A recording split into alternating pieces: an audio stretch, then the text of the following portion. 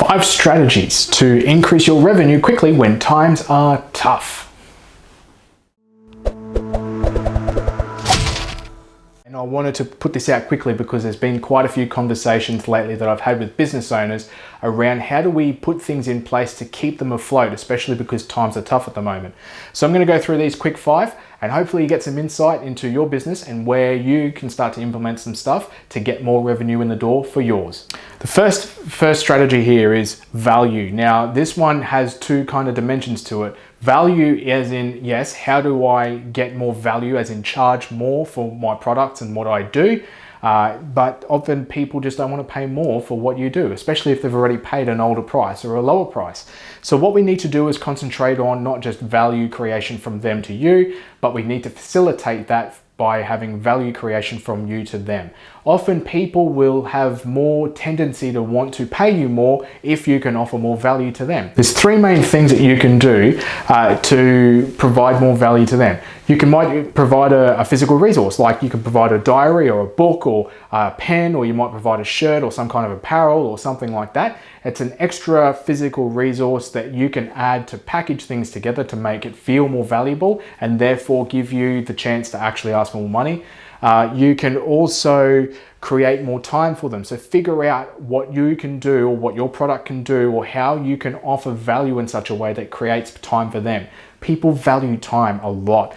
And the other thing you can do is flexibility. In alignment with time, people also like flexibility in their lives. They like to have a choice. So if you figure out a way to make your products or service or whatever it is that you do, bring more flexibility to them in their life, they'll be more willing and open to actually paying more money. So you can make more revenue just off this strategy here. But it's really important. Don't just put your prices up. Make sure you're providing good value first. The second strategy that we have here is what I call dimensional selling. This can also be called directional selling because what it entails is a packaging strategy. So what we want to do is actually take what it is that you do, your product, your service, whatever it is that you do, and if we can figure out a way to have an upsell, a side sell, or a downsell, and that then allows you to actually package up what it is that you do so that you can have more revenue coming in for the service you provide. Now, obviously this might take up more time and more resources on your end, but hey, you'll have more revenue coming in, and if your product is actually well architected, that will be profitable for you anyway. And so any sort of upsell, side sell, or downsell is going to be a good idea. But the idea is if we can make one transaction have more points of sell in it, then you'll have more revenue coming in, and the effort that it takes to have that transaction closed will be actually quite minimal, if there's any effort at all. The third strategy that I've got here is frequency. This is literally all about how do we get people to buy more often. And so, often people in, restaurant owners, cafe owners and stuff will use things like loyalty cards, which encourage people to come back and make more purchases more often. So it increases the frequency with which they make a purchase, or a frequency with which there's a transaction. And so if you're selling here just in blue 1, 2, 3, and this is obviously over a timeline, what you can start to look at is how do we formulate a product, or how do we adapt or modify this product, or how can we break it up in such a way that it actually makes it more palatable or easier to consume, or whatever it might be. But then we can do it in such a way that we end up selling 4, 5, and 6 in between, so that more often people will be coming back. The frequency of purchase will be coming up, and therefore, if you are able to average out or increase the price per transaction average, and that way, with more people, more transactions, you'll make more revenue for that same product line or that same product, depending on how you structure it. But the frequency thing is just how do we get people to buy more often?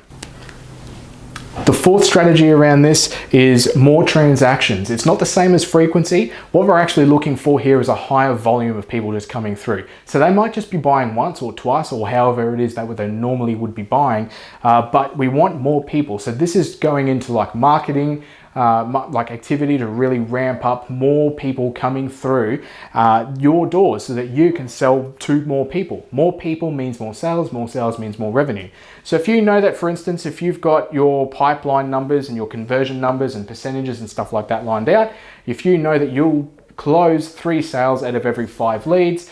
We then have to put activity down to generate 5 leads so that you know that these 2 people on the end in red, they won't be buying. That's what we knew was going to happen.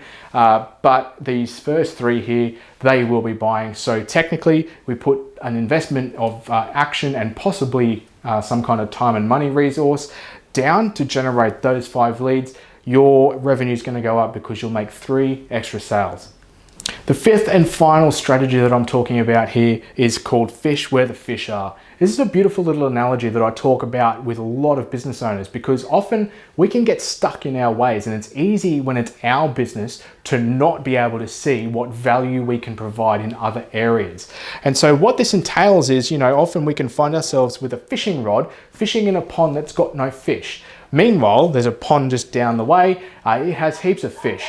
So what we need to do is understand the fact that, hey, we can take our experience, our IP, our knowledge, our current products, we can formulate, we can adapt, we can make, we can build, we can do something that means that those fish in that other pond will actually find it valuable. And when those fish in the other pond find it valuable, we can pick our fishing gear up and take it to the other pond and go and fish there, where the fish are actually at. So this one is all about fish where the fish are. It's no use in just trying to fish with an empty pond. Let's find the pond that has heaps of fish and go and do it there. So that was the 5 strategies to increase revenue and do it rather quickly.